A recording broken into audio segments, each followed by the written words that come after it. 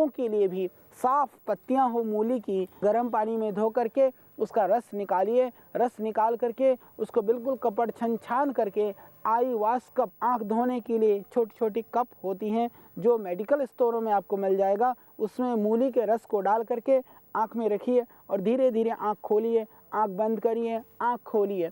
इसी तरह से 5-7 बार करने के बाद उस पानी को बदल दीजिए। इस तरह से आप 2-3 मिनट करते हैं तो इससे जो आँखों की जाली, आँखों की लाली ख़त्म हो जाता है। आपकी आँख के लिए भी ये मूली अमृत है, बहुत ही गुणकारी है।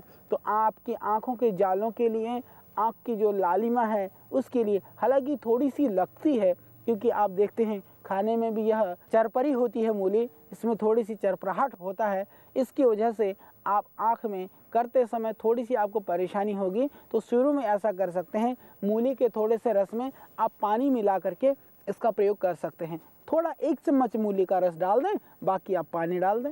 इस तरह से आप प्रयोग करिए तो उसमें परेशानी नहीं होगी। आप बड़ी सुगमता के साथ, बड़े आराम से उसका आप प्रयोग कर सकेंगे आपके आँख रोगों के लिए। और इसका एक और बहुत सुंदर प्रयोग है, इस मूली में थोड़े दिन बाद आप देखेंगे मूली के ऊपर जो है फलियां आनी शुरू होती है, जिसको सिंगरा बोलते हैं। सिंगरे की फली भी पूरे देश में खाई जाती है। तो जब सिंगरा आना शुरू हो जाए या बाज़ार में जब बिल्कुल सस्ती मूली मिलती है, मैंने देखा है मंडी के अंदर, हरिद्वार में भी मैंने देखा है और दिल्ली जैसे शहरों में भी मैंने देखा है, मूली की पैदावार इस देश में बहुत ज़्यादा होती है। तो जब सीज़न में मूली इतनी सस्ती हो जाती है कि मैं समझता हूँ कि शायद सबसे सस्ती सब्ज़ी मूली ही रह जाती है, तब उस समय मूली को लाइए, इसको टुकड़े कर करके इसको आप छाया में सुखाइए, सुखा करके इसको जला दीजिए, खुले में जला दें। खुले में जलाने के बाद में जो इसकी राख है, राख को पानी में भिगो दें। आप मूली के राख को पानी में भिगो करके जब 5-7 घंटा भीग जाए, धीरे धीरे हिला करके राख को बाहर निकालिए और जो नीचे बैठ जाए, जो गाढ़ा सा भाग, उसको बोलते हैं मूली क्षार।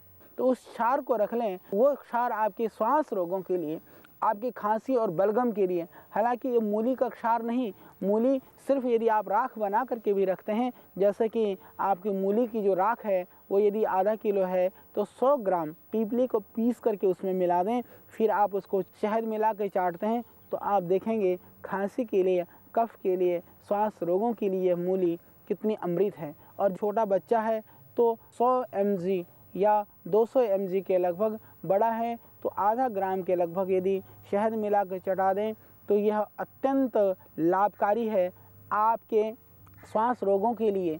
मूली क्षार बनाने की विधि भी मैंने आपको बता दी।